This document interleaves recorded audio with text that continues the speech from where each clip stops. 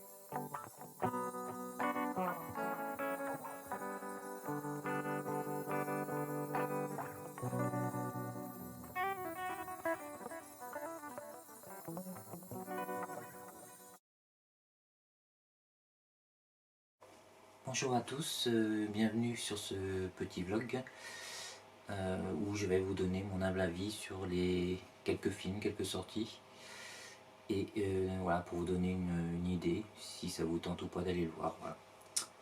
Donc je suis pas critique de cinéma, je suis juste un cinéphile, donc j'adore le cinéma et je pense avoir quelques bagages pour pouvoir m'exprimer un petit peu à ce sujet.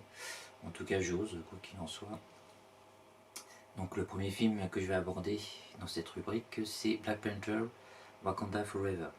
Et je vais suivre un texte que j'ai écrit, donc ne vous étonnez pas si je ne regarde pas toujours la caméra. Donc voilà, c'est pour pas qu'il y ait trop de blanc, pour pas que je cherche trop mes mots. Voilà, donc c'est parti.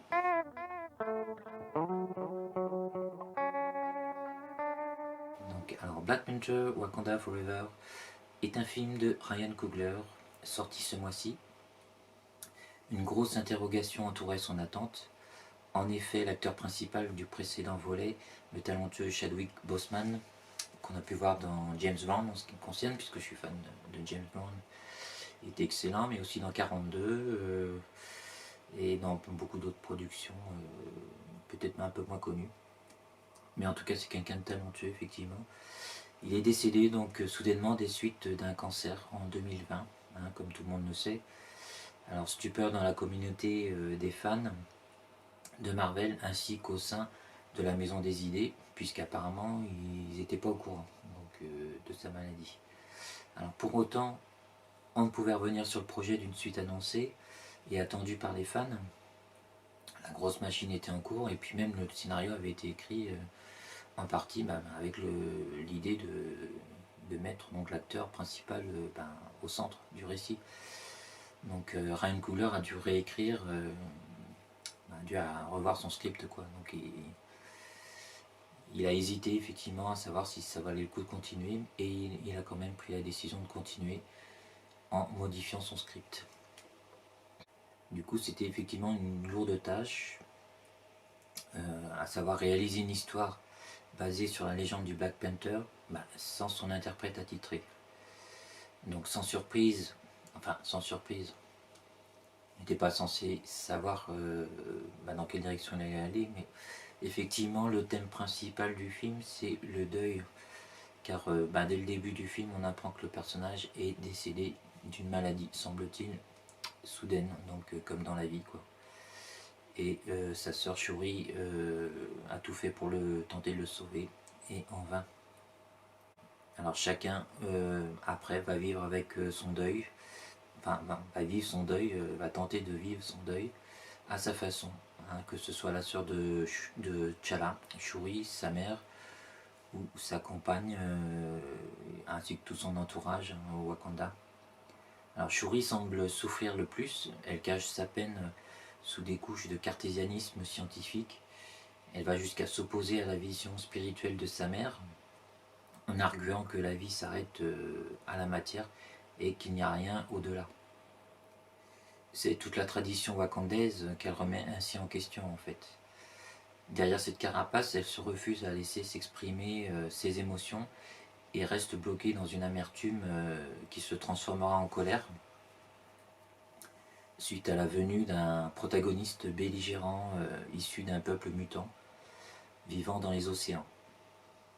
Donc là, les fans auront reconnu Namor,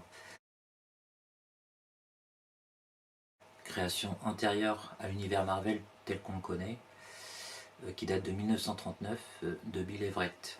Alors le personnage est traité avec un certain respect, même si son ethnie a changé. Ses origines ici sont plus sud-américaines, un peuple apparenté aux Incas ou aux Péruviens, je ne sais pas trop, ce qui est plutôt intéressant. Alors en découvrant des designs à l'avenant, hein, s'inspirant de la culture péruvienne. Alors à mon goût, la photographie ne les met pas suffisamment en valeur. Les scènes sous-marines sont plutôt sombres, et l'image en général est plutôt sombre. Alors on y gagne en réalisme, hein, parce que sous l'eau, évidemment, on ne voit pas grand-chose. Mais je trouve qu'on y perd en émerveillement. Hein, tout le contraire des visuels bariolés, que chacun, enfin, certains jugeront kitsch d'un film comme Aquaman. Moi que j'ai adoré les visuels, j'ai adoré la créativité des costumes, des créatures et tout. Je trouvais que ça hyper beau, surtout en 3D. Alors le ton du film est sérieux, hein, malgré quelques touches d'humour à travers... il y a un personnage MacGuffin d'une jeune scientifique voilà, qui va lancer quelques petites blagues comme ça, de ci, de là. Bon, pour moi ça prend pas super bien, mais bon, c'est un petit peu la signature de Marvel, entre guillemets, pour ses détracteurs en tout cas. Mais le ton est quand même plutôt sérieux dans l'ensemble et ça me plaît bien. Donc cette jeune scientifique a conçu un détecteur de vibranium, et ça ne plaît pas du tout à Namor. Et pour la protéger, le Wakanda rentre en conflit avec le peuple des mers. Donc ce sont des challengers puissants, hein, capables de les mettre à mal et de faire de gros dégâts donc, au Wakanda. À travers cette lutte, c'est aussi un parcours intérieur qui est amené à faire Shuri, qui se trouve catapulté personnage principal de ce second volet. Alors sa rage va l'amener aux frontières de ce que les fans d'une galaxie lointaine, très lointaine, nommeront le côté obscur, hein, on peut le dire. Donc la force de ce film, c'est de dépeindre des personnages, même dits secondaires, dans leur complexité, leurs affres, leur voyage intérieur. Et force est de reconnaître que l'émotion est souvent au rendez-vous, en ce qui me concerne en tout cas. La bande originale, très belle et puissante, y contribue largement.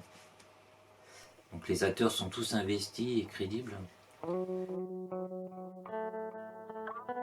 Et malgré mes réticences initiales hein, concernant le casting de Namor, j'ai quand même reconnu l'ambivalence du Namor des comics, hein, du personnage.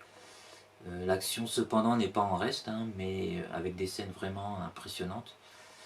Et ce qui est rare chez Marvel, le tout sans oublier l'impact émotionnel sur les protagonistes.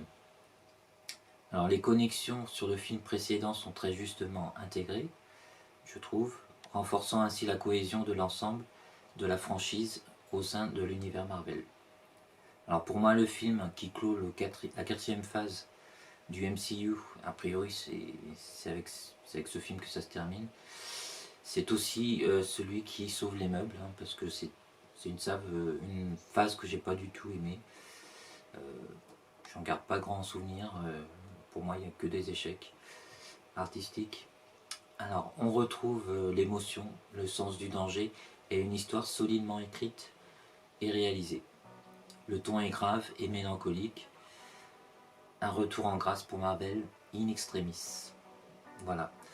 Donc voilà pour mon avis concernant ce film. Plutôt une bonne surprise, donc pour moi une bonne surprise, beaucoup d'émotions en ce qui me concerne. Et alors est-ce que dans le temps ce film, quand même, qui tourne autour du décès de l'acteur principal, est-ce qu'il va perdre de son importance, enfin de son impact émotionnel, vu que le temps aura passé? Je sais pas comment il va évoluer, puisque tout repose quand même sur cette question de deuil du personnage principal. Alors peut-être que ça se tiendra quand même, on verra avec le temps comment les choses vont évoluer. Mais en tout cas c'est plutôt une bonne surprise, surtout concernant la mort aussi, qui est plutôt pas mal à suivre. Allez, bonne séance à vous, bonne découverte, continuez à être curieux, continuez à être vous-même, et la force et le courage d'être vous-même. Salut, à bientôt, amusez-vous bien.